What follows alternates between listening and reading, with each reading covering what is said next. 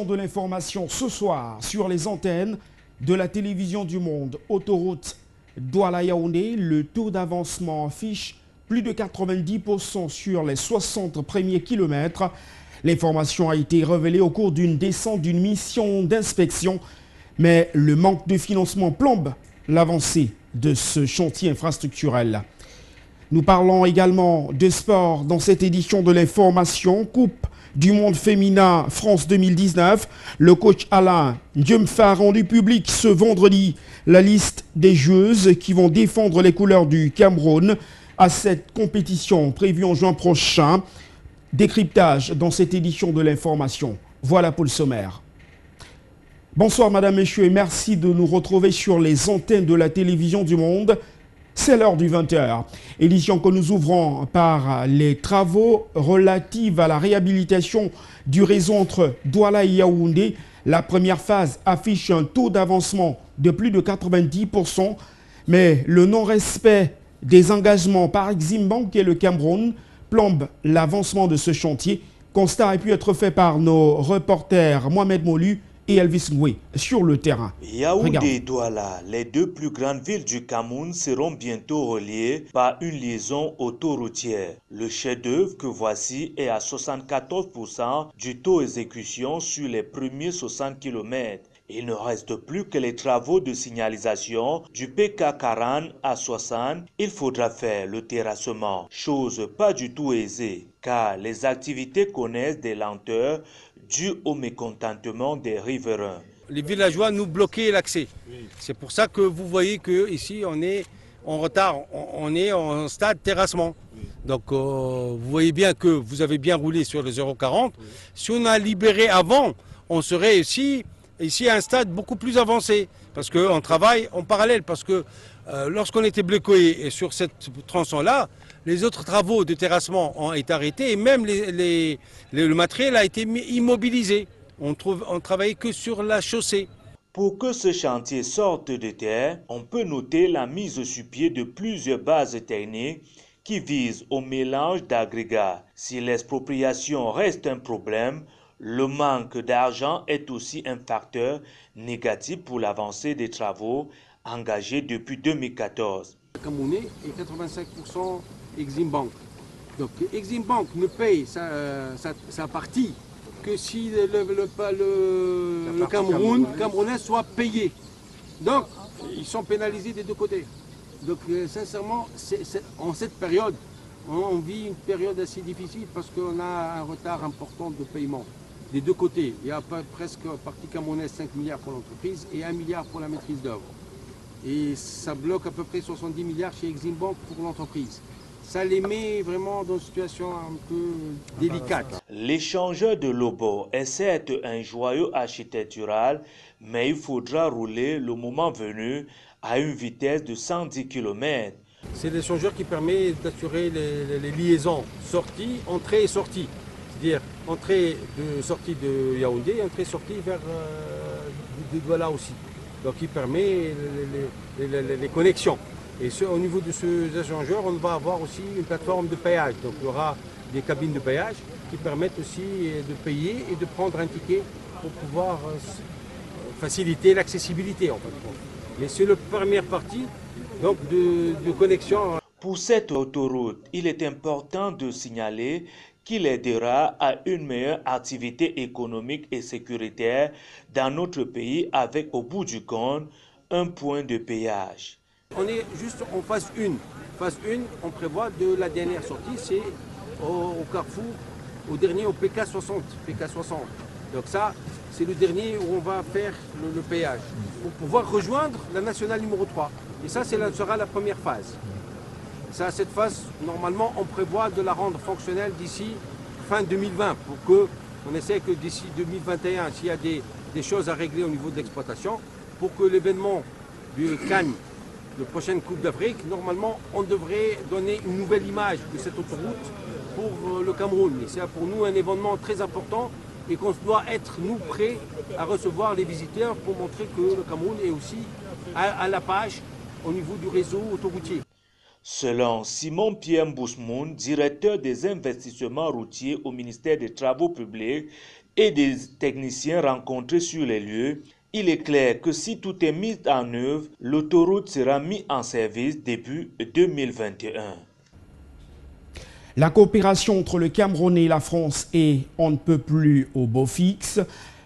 L'un des adminicules de la vitalité de cette coopération, c'est la réception de nouvelles salles de classe à l'école publique d'application de Garoua, c'est dans la partie septentrionale du Cameroun, par le ministère en charge de l'éducation de base. Le projet était financé par le programme de désendettement et de développement Jean-Jamais Yedna, Seydou Fonzi.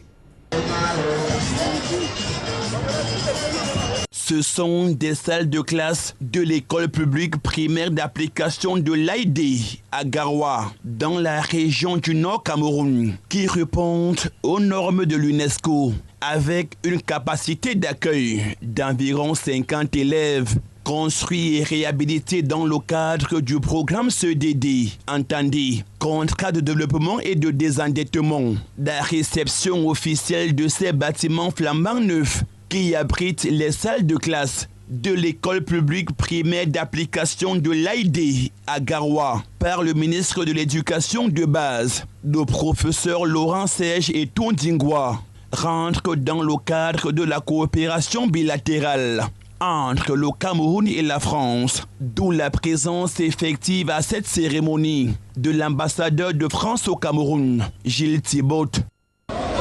C'est donc un signal qui montre que notre coopération est un bras nécessaire au développement de notre système éducatif dans son ensemble et surtout pour l'éducation de base où pas moins de 7 partenaires au développement sont aux côtés du gouvernement du Cameroun. Le Camerounais fait des efforts considérables dans ce domaine qui est prioritaire et nous, la France, nous encourageons cet effort d'une façon importante et j'en suis fier parce que, comme je le disais, les enfants sont notre héritage commun. Ce que nous faisons pour des enfants ici ou ailleurs participe au bien commun de l'humanité.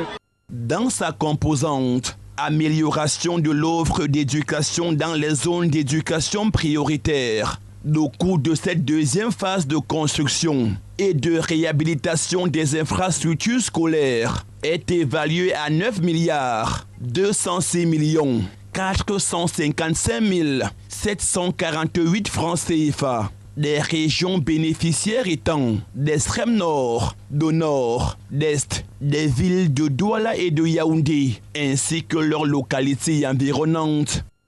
Je suis très contente de voir l'ambassadeur et le ministre de l'Éducation de base. On a eu des salles de classe de table blanc. De table blanc, merci beaucoup. Merci à la France et au ministre de l'Éducation de base. Avant, nous avions des problèmes, nous avons insuffisant de salles de classe, nous n'avions pratiquement pas de latrines. Et nos enfants se débrouillaient comme ils pouvaient. Maintenant que les salles de classe sont en quantité suffisante et que nous avons des blocs latrines en quantité suffisante, les enfants sont à l'aise, les enseignants sont à l'aise dans le travail et nous aussi, nous sommes vraiment épanouis. Et pour cela, donc, nous remercions la coopération franco-camerounaise pour ce don. Rappelons que le programme CEDD, dans son volet éducation, a pour objectif général la mise en œuvre de la stratégie du secteur de l'éducation de base pour l'atteinte d'une scolarisation universelle, complète et de qualité dans l'enseignement primaire au Cameroun. Nous restons dans ce registre éducatif pour vous indiquer que le secrétaire d'État à l'éducation de base vient d'achever un séjour à Bertoissé dans la région de l'Est du Cameroun. À la tête d'une forte délégation, Kilou Achiri a supervisé le lancement des épreuves sportives, du certificat d'études primaires et du First School Living Certificate. Jean-Jamais Yedna, Babisielem.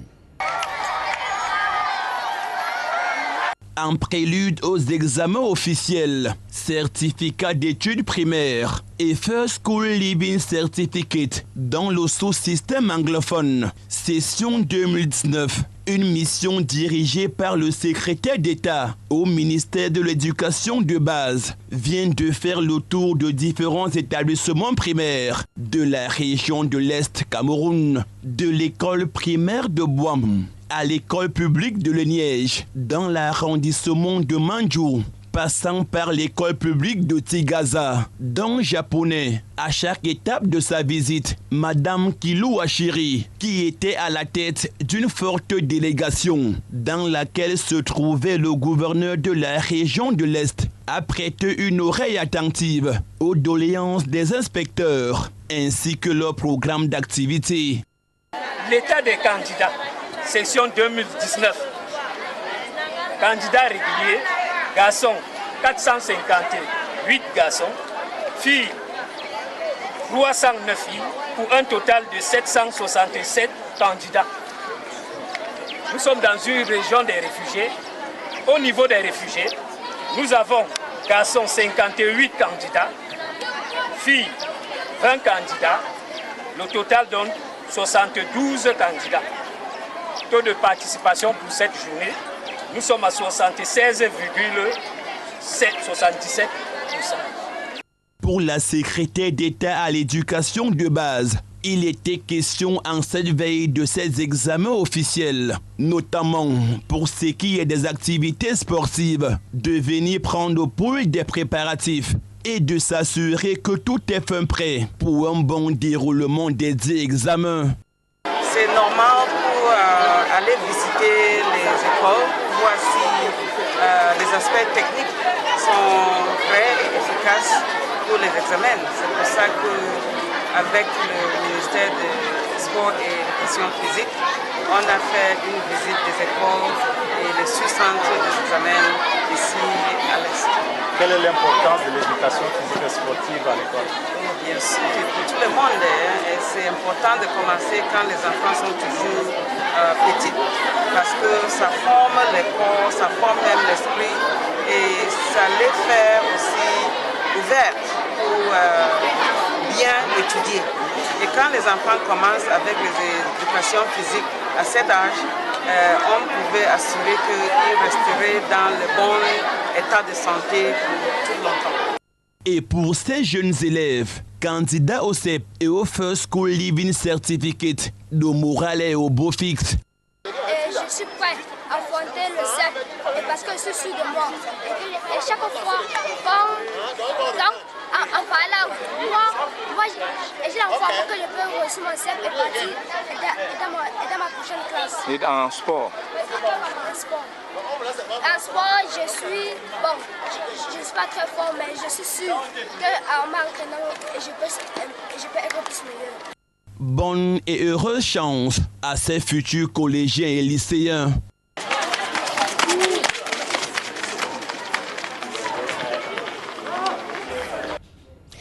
Dans ce registre des examens officiels pour le compte de cette année scolaire 2018-2019, les candidats du baccalauréat, du probatoire et du brevet de l'enseignement technique sont depuis mardi face aux épreuves écrites. À Bafia, au lycée technique, c'était environ 500 postulants qui étaient attendus dans les salles de classe, comme nous l'atteste cet élément de Clovis Ndiefou.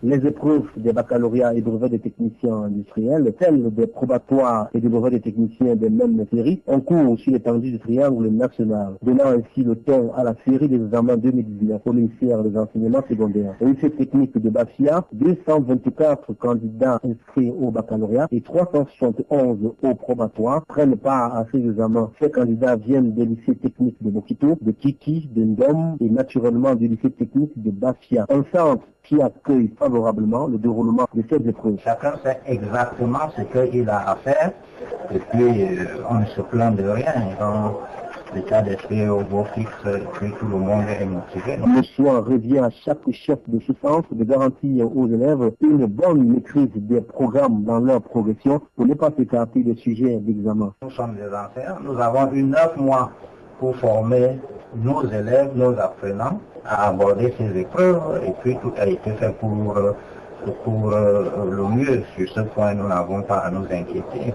Les résultats parleront certainement d'eux-mêmes. Mais pour le moment, ce qui nous préoccupe, c'est le bon déroulement des épreuves.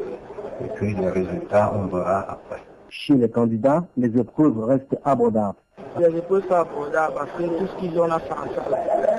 Alors, il y a une discipline, les choses qu'on a déjà fait, donc, c'est une question. On a d'abord les gardiens qui sont bien nés, sont capables de nés en plus. Donc, la réussite doit être pour cette année. C'est plutôt bien, ça commence bien. Et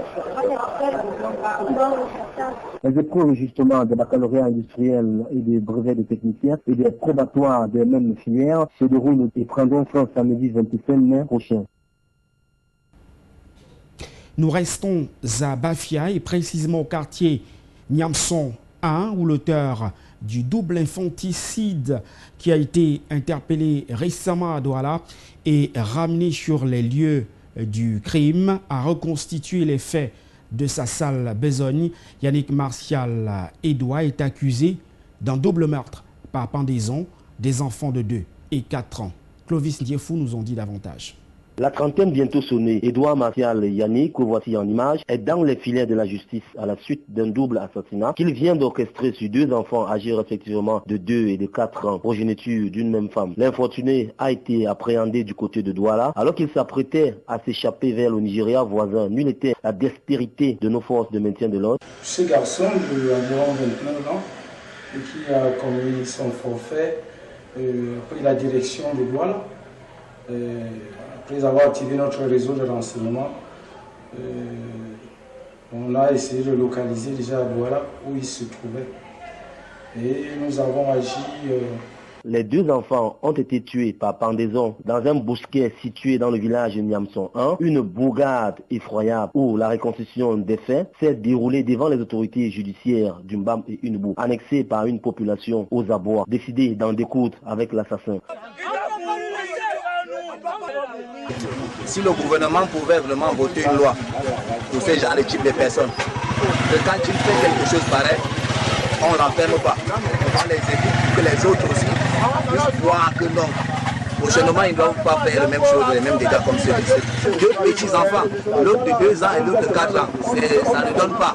Avant, nous, on sortait même à minuit. Mais à l'heure-ci, à 18h, tu arrives au Fongougon Dengue. Il y a trop de fumée et chanvre qui agressent les gens. Vraiment, les gens, ces gens, les personnes, comme ça, là, vraiment, il fallait vraiment qu'on trouve une solution. Alors, si aujourd'hui, je me retrouve devant cette caméra, c'est pour que le gouvernement essaie un peu de comprendre notre problème. Pour les responsables judiciaires, c'est une scène de crime inaccessible au grand public. Edouard Martial Yannick a été reconduit dans les cellules du commissariat de sécurité publique de la ville de Bafia. Le comité régional de lutte contre le braconnage pour le littoral a évalué ses activités. C'était ici à Douala, dans les services du gouverneur, en présence de nos reporters Zobel Apollinaire Bon et Raoul Ouattat.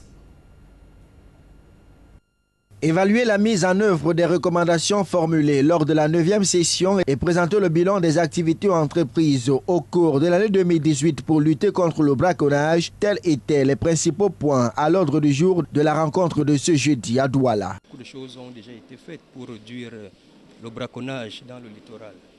Effectivement, les acteurs ont renforcé leur capacité, le matériel a été acquis, mais il reste encore quelques menaces dans certaines zones qui, suite aux recommandations, vont certainement être levées. Il s'agit effectivement de sensibiliser davantage les populations pour réduire le braconnage au niveau des réserves et des aires protégées. Dans son discours d'ouverture, le gouverneur de la région du littoral, Samuel Dieudonné Ivara Dibois, et par ailleurs président du comité, n'a pas manqué de relever d'importantes richesses fauniques dont dispose la région du littoral. Une richesse qui est malheureusement soumise à une menace de destruction massive et de commerce illégal. Le trafic illégal d'espèces sauvages s'est transformé en une véritable industrie mondiale. Selon un rapport publié par l'ONG International Fund for Animal Welfare en 2013, les revenus illicites bénéfices de cette activité sont estimés à au moins 19 milliards de dollars américains par an, ce qui la place au 4e rang des activités illicites mondiales après les stupéfiants, la contrefaçon et le trafic d'êtres humains. Il est donc question pour le comité régional de lutte contre le braconnage d'intensifier cette lutte pour la conservation et la gestion durable des richesses fauniques avec l'appui de plusieurs partenaires. La rencontre de ce jeudi a abouti à plusieurs autres recommandations qui attendent d'être appliquées sur le terrain. Rendons-nous à présent dans la région de l'ouest du Cameroun pour parler de cette activité de recyclage qui semble nourrir son homme. C'est le cas de François Tamefo qui écume les bacs à ordures à la recherche de sa pitance quotidienne. Les précisions de Rosalie Gueslia ici et de Roston Difo. Bien loin de l'idée que l'on se fait d'une poubelle au quotidien, M. Tamafo François a fait d'état d'immondice son lieu de travail. Chaque jour, armé d'un sac recyclable, Tamafo François, la quarantaine révolue, récupère bouteilles en plastique et autres matériaux recyclables pour transformation. Je suis un pousseur. À travers le pouce, j'ai vu que ça ne rapporte pas. Je suis maintenant entré dans la poubelle. J'ai ramassé les bouteilles, j'ai vu que ça pèse. Maintenant, je me suis approfondi. Par jour, comme ça, il faut avoir même 200 à 100 bouteilles. Et je lave, je pars au marché avec et je vends. Ce père d'enfants, marié depuis plusieurs années, nettoie alors ses trouvailles pour ensuite les remettre sur le marché à d'autres fins utiles. Les bouteilles, je ramasse comme ça, je ne peux pas vendre, je ne peux pas laver, je vends. Il y a les femmes qui achètent pour mettre l'huile d'arachide, l'huile comme l'huile de femme. Et on met aussi les produits dedans. Ce geste, Tamafo François le pose depuis plusieurs années et à travers ses trouvailles, il a réussi jusqu'ici à se loger et à payer la scolarité de ses enfants. Ici, c'est 3 à 100 francs. 1 litre et demi, 3 à 100 francs. 1 litre, 6 à 100 francs. Les petits colorés, c'est 3 à 5 ans. Et ça avait ça que j'inscris mes enfants à l'école. Ça avait ça que je nourris ma famille. Et ça avait ça que je mange aussi. Bien loin des moqueries, le recyclage gagne du terrain au Cameroun. Et comme Tamafo, habitant de Bouddha dans les Bamboutos, dans la région de l'ouest du Cameroun, ils sont nombreux chaque jour à vivre désormais des objets trouvés dans les différentes poubelles. Un acte désinvolte, mais qui pourrait créer beaucoup de surprises et d'emplois. On en vient maintenant à l'actualité hors de nos frontières. En France, ils sont 8 journalistes qui ont été auditionnés dans l'affaire des ventes d'armes et dans l'affaire Benalla par les services de renseignement. Plus de précisions avec nos confrères d'Euronews. La liste des journalistes convoqués par les services de renseignement français s'allonge. Parmi les personnes dans le viseur de la DGSI, Ariane Chemin, grand reporter au Monde. Il lui est reproché d'avoir révélé le profil d'un sous-officier de l'armée de l'air, Chokri Wakrim, dans le cadre de l'affaire Benalla. Elle sera entendue le 29 mai, le même jour que Louis Dreyfus, président du directoire du quotidien national. Ces convocations ont vivement fait réagir au sein des rédactions françaises qui ont signé une tribune commune. Nous dénonçons fermement ces convocations qui ressemblent à de nouvelles tentatives d'intimidation de journalistes qui n'ont fait que leur travail. 6 autres journalistes des médias Disclose, Radio France et Quotidien ont également été convoqués après avoir enquêté sur les ventes d'armes françaises en Arabie Saoudite et aux Émirats Arabes Unis. Des armes soupçonnées d'être utilisées contre des civils. De son côté, le gouvernement français se défend via sa porte-parole, qui estime que l'État se devait de protéger un certain nombre de données nécessaires pour des activités de défense extérieure et des activités militaires. Et puis en sport, nous l'annoncions en titre. Alain Djemfa, coach des Lions indomptables du Cameroun, a rendu public ce jour la liste des joueuses sélectionnées pour prendre part à la Coupe du Monde féminin France 2019 prévue en juin prochain. Le décryptage avec Zobel Apollinaire Bon. Elles sont 23 à avoir été retenues par le coach Alain Djemfa pour l'expédition française. 3 gardiennes de but, dont la plus ancienne, Annette Ngondom, de Amazon Fab de Yaoundé, Marthe Omaham, de Awag Football de Yaoundé et Isabelle Mireille Mabingo de Sunshine Queens au Nigeria. 7 défenseurs Augustine Edjangue Sidiki, Fallon Mefumetu, Yvonne Leko Chiboso, Isis Amariel Sonquin, Patience Christine Mani, Marie-Auriel Aouna et Estelle Laura Johnson. Au milieu des terrains, elles sont 6 à avoir bénéficié de la confiance du coach Ndjemfa. Raïssa Fedjo, Charlène Meyommenene, Geneviève Ngombelek, Catherine Thérèse Abenaninong, Jeannette Grace Gokyango et Marlise Ngondumbo. En attaque, elles sont 7 à avoir été retenues. Gabriel Aboudiongene, Henriette Michel Akaba Edouard, Gaël Deborah Anganamuit, Madeleine Michel Ngonomani, Alexandra Takunda, Chout Njoya Adjara et Michaela Abam. Sur les 26 convoqués au départ pour la préparation, 3 ont été renvoyés à la maison. Christiana Pébisson de Louvre-Mimprouf, Kit Esther Maïs de Montpellier et Ada Jacket. À quelques exceptions près, le coach Alain Ndjemfa a fait confiance au groupe qui a participé à la dernière Coupe d'Afrique des Nations au Ghana.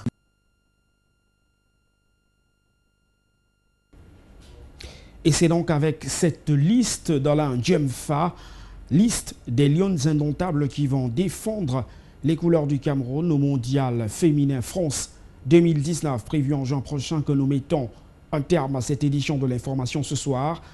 Merci de nous avoir accordé votre attention. Au revoir.